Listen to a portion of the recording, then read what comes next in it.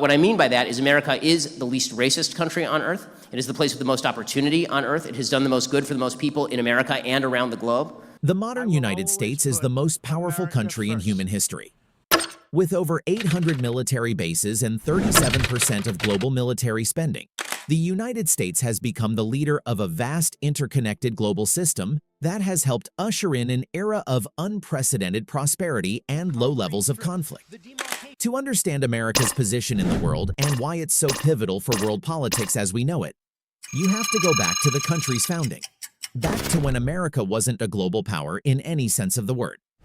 During the first 70 years of its existence, the United States expanded in both territory and influence in North America, eventually reaching the Pacific Ocean in a wave of expansionism that resulted in the wholesale slaughter of the indigenous people who populated the continent.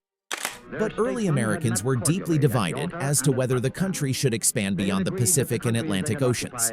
This became a major debate after the Civil War, when some leaders, like post-war Secretary of State Seward, argued that America should push to become a global power. Seward succeeded in pushing a plan to purchase Alaska from Russia, but his attempts to buy Greenland and Iceland, as well as annex territory in the Caribbean, were all blocked by Congress. That's because some Americans, including many on Capitol Hill, had a strong anti-imperialist bent. These people worried about America getting more involved in global politics, as well as having to integrate populations from inferior races. And this opposition applied major checks on the imperialist urge to expand. But something was happening in the late 1800s that would change the debate about American expansionism. The Industrial Revolution produced explosive economic growth, and the bigger U.S. economy required a more centralized state and bureaucracy to manage the growing economy. Power became concentrated in the federal government, making it easier for expansionist presidents like William McKinley to unilaterally push United States influence abroad. The key turning point came in 1898, when President McKinley dragged the country into war with Spain over the island of Cuba, despite intense opposition. The rising U.S. easily defeated the moribund Spanish Empire, acquiring Puerto Rico, Guam, and the Philippines in the process, 1898. Over the next 2 years, the U.S. would annex the Kingdom of Hawaii, 1898, Wake Island, 1899, and American Samoa, 1900.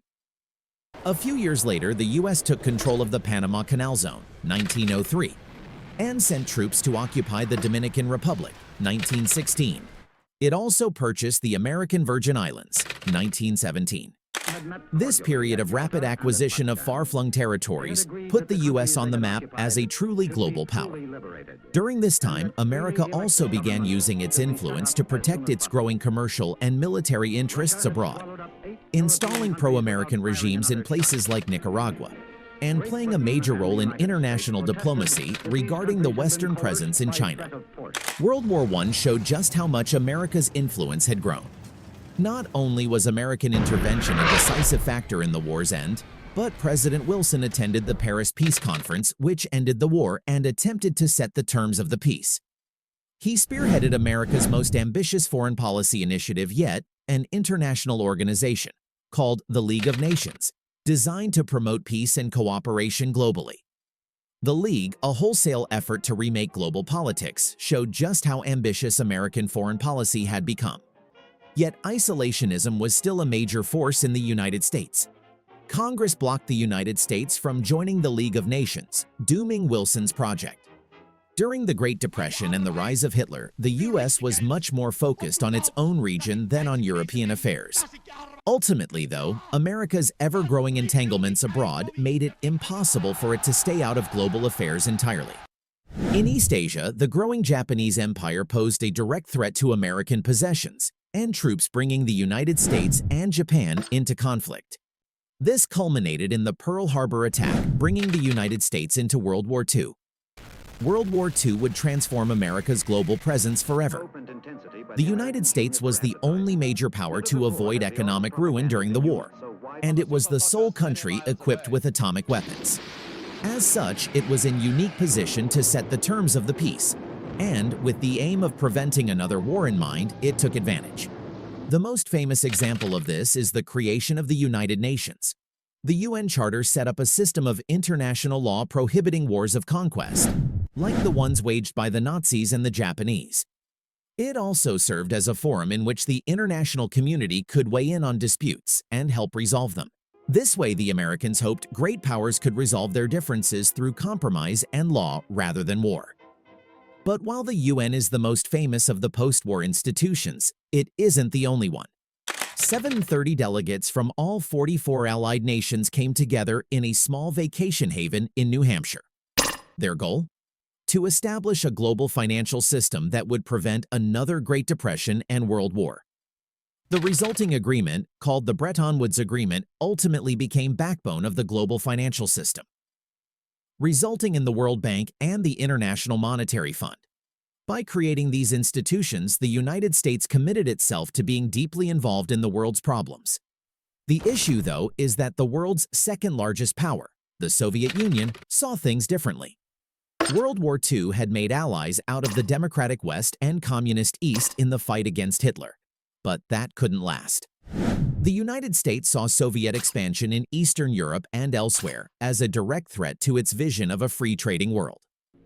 To a substantial degree in one form or another, socialism has spread the shadow of human regimentation over most of the nations of the earth, and the shadow is encroaching on our own liberty.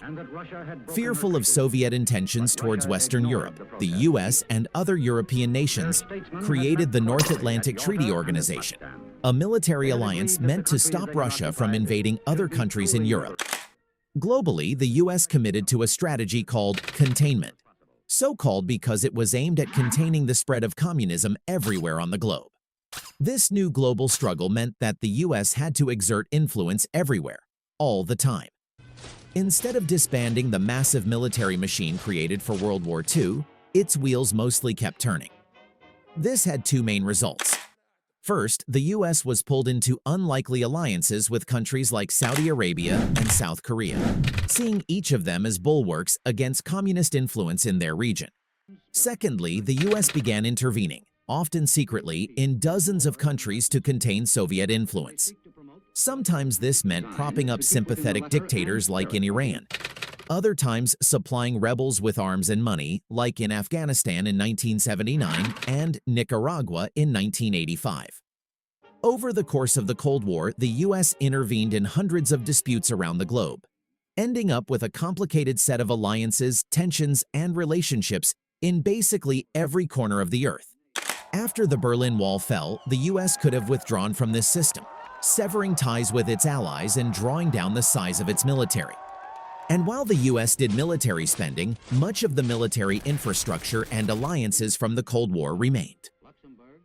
Presidents George H.W. Bush and Bill Clinton decided that it was in both America and the world's interests for the United States, now the sole superpower on Earth, to continue actively managing global affairs.